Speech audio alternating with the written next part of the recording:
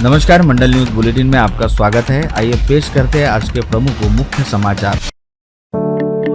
जहां एक और सत्ताधारी दल से जुड़े नेताओं, स्थानीय जनप्रतिनिधियों सहित प्रशासनिक अधिकारियों द्वारा अमरावती शहर के विकास को लेकर बड़ी बड़ी बातें की जाती है, वहीं दूसरी ओर अमरावती में मूलभूत सुविधाओं की भी सही ढंग से ठीक ठाक व्यवस्था नहीं है। इसका ताजा उदाहरण हाल फिलहाल के दिनों के दौरान रोजाना ही बिजली की आंख मिचौली को कहा जा सकता है, क्योंकि दिन भर के दौरान करीब 5 से 7 बार बिजली का अचानक गुल हो जाना और कई घंटों तक विद्युत आपूर्ति का ठप रहना मानो रोजाना की ही बात हो गई है, जिससे आम नागरिकों सहित व्यापारियों को भारी असुविधा का सामना करना पड़ रहा है। साथ ही इससे अखबार के कार्यालय भी अछूते नहीं हैं, जिसका काम विद्युत आपूर्ति में ठप होने के साथ ही रुक जाता है। साथ ही बिजली के आते जाते समय लगातार घटते बढ़ते वोल्टेज के चलते अखबार कार्यालयों के कंप्यूटर, जनरेटर, प्रिंटर व कैमरे भी जलकर खराब हो रहे हैं। पश्चिम विदर्भ के अग्रणी हिंदी दैनिक अमरावती मंडल व प्रमुख मराठी दैनिक अपनी मातृभूमि के मुख्य कार्यालय शहर के बीचों बीच कापटे बगीचा जैसे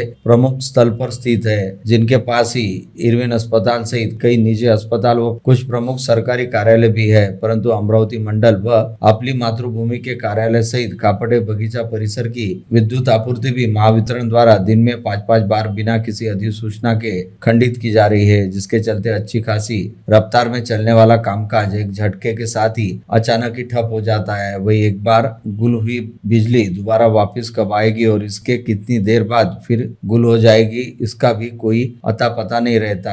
यह आए दिन की समस्या हो गई है। साथ ही बिजली की इस लुका छुपी के बीच वोल्टेज में अचानक ही उतार चढ़ाव आने के चलते दैनिक अमरावती मंडल व अपनी मातृभूमि के कार्यालय के कंप्यूटर, प्रिंटर, जनरेटर एवं स्टूडियो में लगे कैमरे व लाइट भी जलकर खराब हो रहे हैं। खास बात यह भी है कि महावितरण की ओर से चलाई जा रही बिजली की आंख मिचौली को लेकर अखबार कार्यालयों सहित स्थानीय व्यापारियों द्वारा अब तक स्थानीय विधायक सुलभा खोड़के व विधान परिषद सदस्य संजय खोड़के के पास कई बार शिकायतें दर्ज कराई जा चुकी है, जिन्होंने हर बार इस बारे में महावितरण के अधिकारियों से बातचीत भी की, परंतु इसका भी अब तक कोई फायदा नहीं हुआ और बिजली की आंख मिचौली बदस्तूर जारी ही है।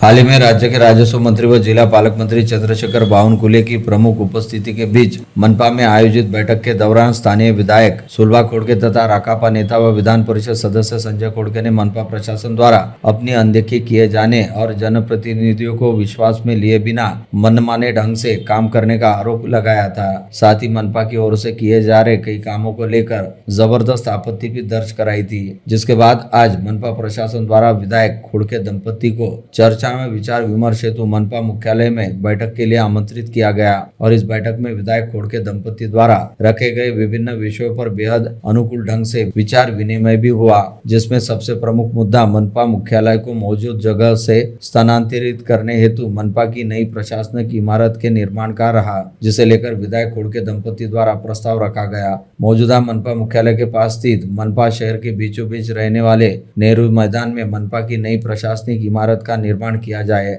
जिसके लिए नेहरू मैदान पर बहुमंजिला इमारत तैयार करते हुए नीचे शॉपिंग कॉम्प्लेक्स बनाया जाए और ऊपरी मंजिलों पर मनपा की प्रशासनिक इमारत हो। साथ ही साथ मनपा के मौजूदा मुख्यालय वाली जगह भी शहर के बीचों बीच स्थित है, जिसका व्यावसायिक लाभ उठाने हेतु उस जगह पर एक शानदार कमर्शियल कॉम्प्लेक्स साकार किया जाए। इस विषय को लेकर मनपा आयुक्त सौम्या शर्मा सहित मनपा प्रशासन की ओर से अनुकूलता दर्शाई गई है और इस बारे में आवश्यक विचार विमर्श करते हुए जल्दी निर्णय लेने की बात कही गई, जिसके चलते उम्मीद जताई जा रही है कि आने वाले समय में नेहरू मैदान पर मनपा मुख्यालय की नई प्रशासनिक इमारत के निर्माण हेतु आवश्यक प्रक्रिया शुरू होती दिखाई देगी।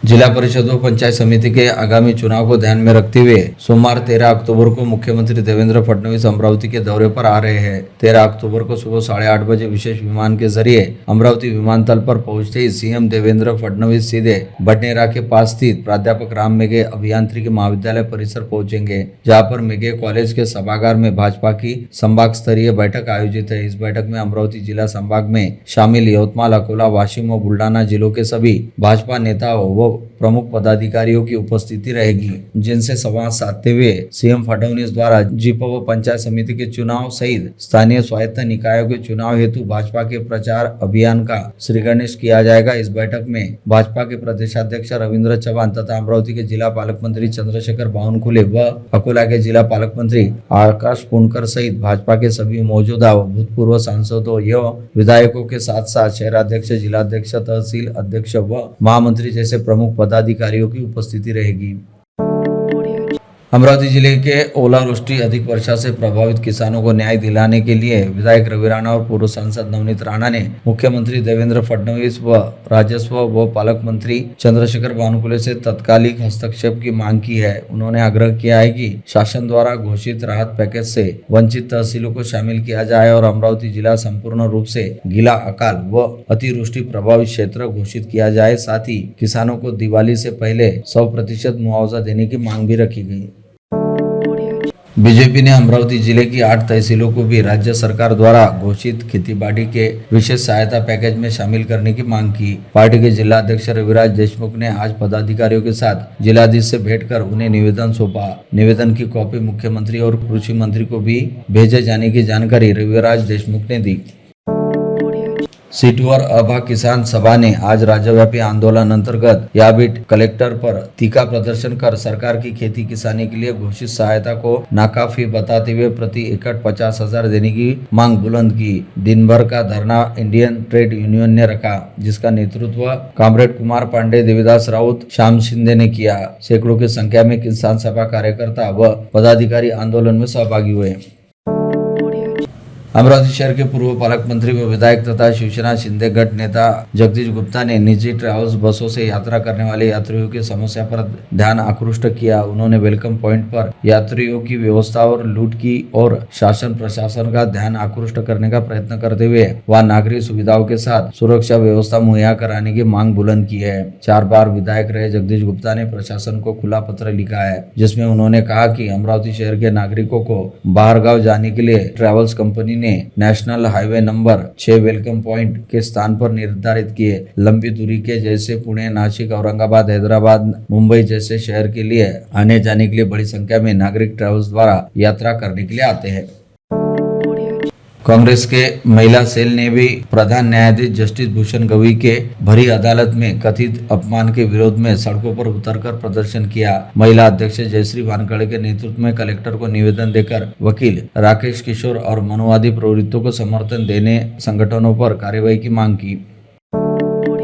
अम्बेडकरी महिला संगठन भी जस्टिस भूषण गवई पर जूता उछालने की कोशिश करने वाले राकेश किशोर के विरोध में सड़कों पर उतरा है। संगठनों ने वकील राकेश किशोर पर कठोर कार्रवाई किए जाने की मांग आज जिलाधीश को सौंपे निवेदन में की। इस निवेदन में संगठनों ने लद्दाख के एक्टिविस्ट सोनम वांगचुक को तत्काल छोड़ने की मांग उठाई। वांगचुक को पिछले माह से रासुमा में बंदी बनाया गया है, जब लद्दाख में हिंसा भड़क उठी और 4 लोग मारे गए थे। इन दिनों मनपा शहर में सड़कों पर बने अतिक्रमण, नालियों पर किए गए निर्माण कार्य, उसी प्रकार सार्वजनिक मांगों पर निर्मित बाधाएं हटाने के लिए लगातार प्रभावी पद्धति से कार्य कर रही है। इसी कड़ी में जोन क्रमांक 4 बडनेरा अंतर्गत कुंभारवाड़ा जनता कॉलोनी परिसर में 2 बड़ी गलियों में नागरिकों द्वारा अपने घरों के समक्ष बड़े प्रमाण में टीन के शेड निर्मित किए गए। उसी प्रकार नालियों पर कंक्रीट के रपटे डालकर अतिक्रमण किया गया था। इन अतिक्रमण के कारण परिसर की नालियों का प्रवाह बाधित हो रहा था। उसी प्रकार स्वच्छता और यातायात के लिए भी समस्या निर्माण हो रही थी। इन बातों को ध्यान में रखते हुए बुधवार 8 अक्टूबर को अमरावती मनपा आयुक्त अतिरिक्त शिल्पा नाइक व उपायुक्त डॉक्टर मेघना वासनकर के आदेश पर अतिक्रमणों पर तोड़ू कार्रवाई की गई। प्राध्यापक रामबे के college of engineering and management द्वारा हाल ही में अपनी शैक्षणिक गुणवत्ता उत्कृष्टता के लिए प्रख्यात IMA नागपुर के साथ सामंजस्य करार किया गया है, जिसके अंतर्गत विद्यार्थियों को स्टार्टअप, संशोधन, प्रशिक्षण एवं व्यावसायिक अवसरों के लिए व्यासपीठ उपलब्ध करवाया जाएगा, जिसके चलते महाविद्यालय के विद्यार्थियों के कौशल्य विकास को प्रोत्साहन मिलेगा तथा उन्हें वैश्विक स्तर पर स्पर्धात्मक फायदे भी उपलब्ध होंगे। प्रादेशिक परिवहन विभाग ने अवैध प्रवासी परिवहन करने वाले लगभग 400 वाहनों की जांच बीते 3 महीनों में कर 7,27,000 रुपए जुर्माना वसूला। आरटीओ उर्मिला पवार ने उक्त जानकारी देते हुए बताया कि यह आंकड़े 1 जुलाई से 30 सितंबर की तिमाही की है। 132 वाहनों को दोषी पाया गया और उनसे दंड वसूला गया। आरटीओ पवार के अनुसार आगे भी अभियान जारी रहेगा। दोषी बस चालक और मालक के विरुद्ध कार्रवाई करने का भरोसा उन्होंने दिलाया।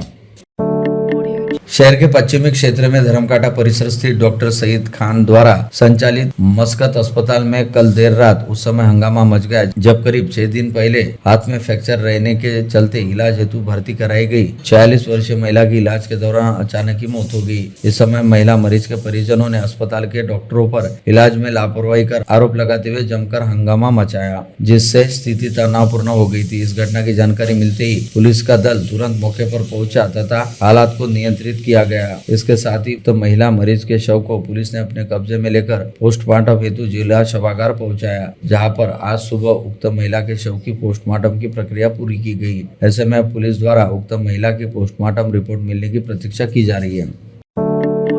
शराब के नशे में धुत होकर एक कार चालक ने एक के बाद एक 3 वाहनों को जोरदार टक्कर मार दी। यह घटना गुरुवार 9 अक्टूबर को देर रात कैंप रोड स्थित गर्ल्स हाई स्कूल चौक से श्री कृष्ण पेट मार्ग पर घटित हुई। भाग्यवश इस घटना में कोई जीवित हानि नहीं हुई। नागरिकों ने आरोपी कार चालक को पकड़कर उसकी जमकर धुलाई की। पश्चात उसे कोतवाली पुलिस के हवाले किया गया। गिरफ्तार आरोपी का नाम रुपेश भाऊराव आठवले है।